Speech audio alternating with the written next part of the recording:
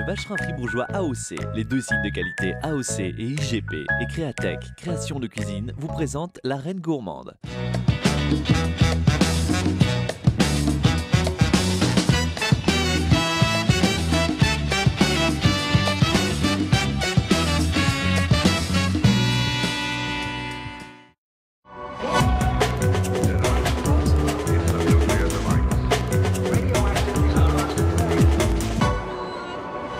Bonjour et bienvenue dans la troisième émission spéciale consacrée à la Reine Gourmande, ici au salon Goût et Terroir de Bulle. Un invité vedette aujourd'hui, Norbert de Top Chef, qui nous fait une recette avec des produits du terroir. Regardez. Je veux commencer moi, dis donc, il y en a qu'à attendre là.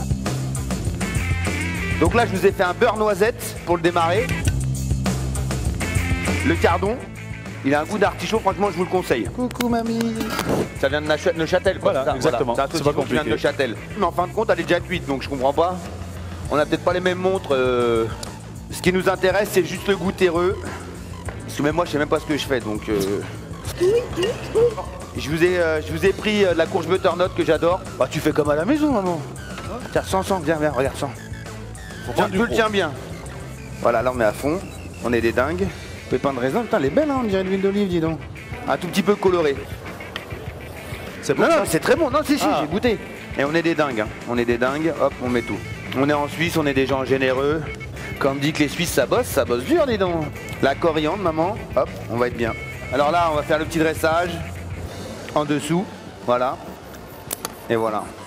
Et c'est à ce moment-là que je vous demanderai d'applaudir Norbert, s'il vous plaît. Allez, voilà. Et donc comme c'est devenu une tradition, on va goûter avec M. Paquet qui était dans le public. Il va donc goûter, alors je vous laisse goûter. Et peut-être Norbert, vous avez... Il aime pas déjà Norbert, il a pas aimé Norbert dans Top Chef, il voulait Jean, alors tu mets déjà une épine dans le pied là. Non, allez, je vous en prie. Est-ce qu'il y a un intitulé à ce plat déjà?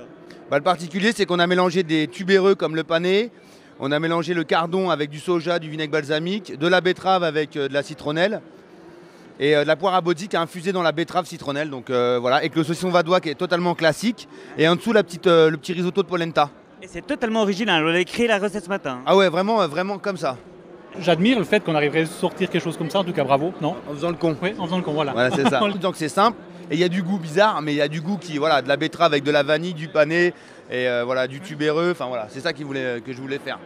Non, en tout cas, Ça j'ai vous plaît? j'ai apprécié la découverte. Merci Norbert. Merci. Merci bien. Autre star de la journée, Pierre Royer, le célèbre cuisinier du Pérol à Fribourg, qui nous propose un mini hamburger de cuchole au foie gras. Du foie gras.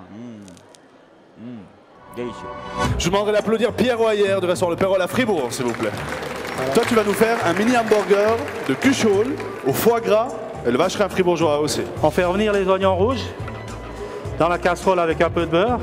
On sale un petit peu, on rajoute un tout petit peu de sucre. Voilà. Ouais.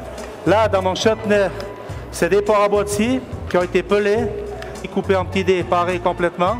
Vinaigrette, déjà préparé. Farine un tout petit peu. Ah, quand il faut y aller. Toi, tu mets un peu de farine dessus? Un peu de farine, oui.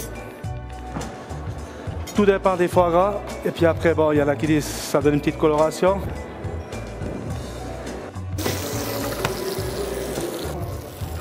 Alors voilà. Des jolies feuilles de roquette. Une tranche de vacherin dessus. On le pique avec un cure-dent, le vin cuit. Voilà.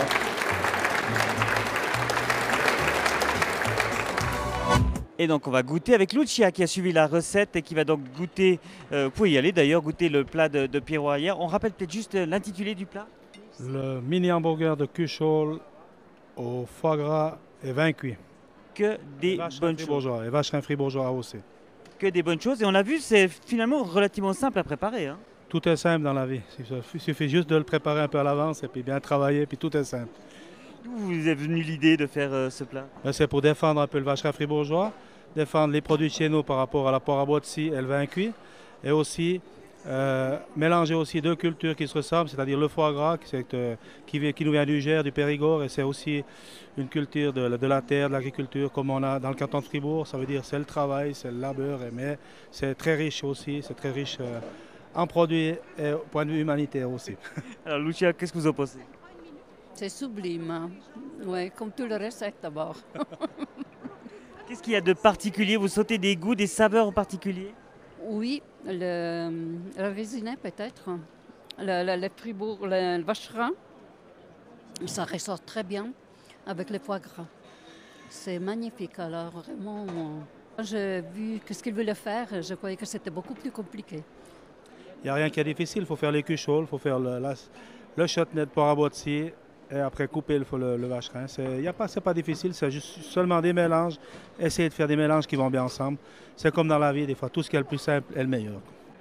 Ben voilà une nouvelle recette à découvrir sur le site internet d'ailleurs de Goût et Terroir. Merci à vous de nous avoir suivis et à demain pour une nouvelle émission sur la Reine Gourmande.